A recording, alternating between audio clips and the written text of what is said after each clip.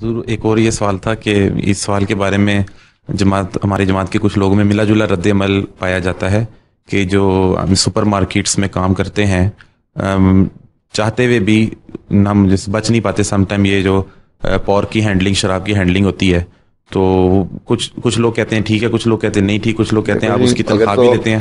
اگر تو آپ لوگ ایسے جگہ پہ کام کر رہے ہیں جہاں سلاٹر ہاؤس میں جہاں پورک سلاٹر کیے جاتے ہیں, پھر آپ کرتے بھی ہیں اس کا سارے پروسیس میں حصہ لیتے ہیں اور پھر پہنچاتے ہیں, ٹھیک ہے, وہ غلط ہے. یا پکا کے لوگوں کو کھلا رہے ہیں, ریسٹورینٹ میں کام کر رہے ہیں, تو وہ چیز غلط ہے. لیکن اگر وہاں کیشیئر ہے یا کچھ اور کام کرے, کاؤنٹر پہ ہو, براہ راست پکانے میں اور سروس کرنے میں انوالو نہیں ہو, تو یہاں مجبوری ہے, کام کر لیتے ہیں. لیکن سور ایسی چیز ہے کہ قرآن شریف میں لکھا ہے کہ اگر انسان بھوکا مر رہا ہو تو اس کے لیے سور کھانا بھی جائز ہے, ٹھیک ہے نا. تو اگر بھوکا مر رہا ہے اور وہ کام کر رہا ہے وہاں تو اس کے لیے وہ جائز ہے. لیکن جماعت کے لیے اس لیے جائز نہیں. میں ان سے یہ کہتا ہوں کہ تمہارے لیے تو جائز ہے, لیکن جماعت کے لیے جائز نہیں, اس لیے تمہارے سے چندہ نہیں ہم لیں گے, کیونکہ جماعت بھوکی نہیں مر رہی. تم بھوکے مر رہے ہو, تم کھا لو. جماعت بھوکی نہیں کر رہی تو وہ مال کھائے, ٹھیک. لیکن شراب کے بارے میں حدیث یہ ہے کہ آنسر نے فرمایا کہ اس کو بنانے والا, کشید کرنے والا, اس کو رکھنے والا, اس کو بیچنے والا, سرو کرنے والا, سب پہ لعنت ہے. تو شراب ام الخبائث سے زیادہ ہے.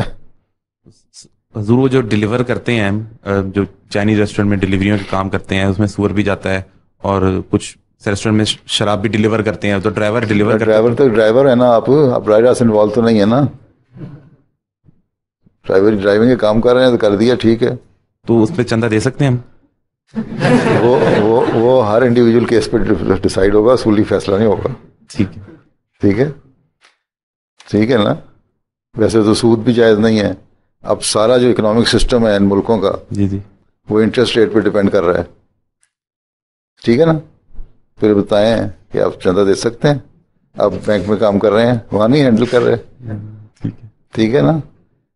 یہ ایک چیز جو ڈائریکٹ انوالو ہو, جس میں تو ہم برگر بنا رہے ہو, برگر کنگ میں سور کا ہیم برگر بنا رہے ہو, یا سور کو فرائی کر کے دے رہے ہو, تو پھر چیزیں غلط ہیں. اس طرح حد الوسع یہ کوشش کریں کہ ڈائریکٹ انوالومنٹ اس میں نہ ہو.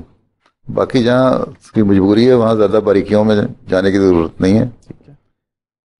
اور اگر کو پتہ لگے گا, پھر انڈیویجول کیس کو, جو میرے پاس جو معاملے آتے ہیں, تو ہر انڈیویجول کیس کو میں دیکھتا ہوں, پھر اس کے مطابق فیصلہ کر دیتا ہوں کہ کیا چیز اس میں سے جائز ہے اور کیا نہیں جائز.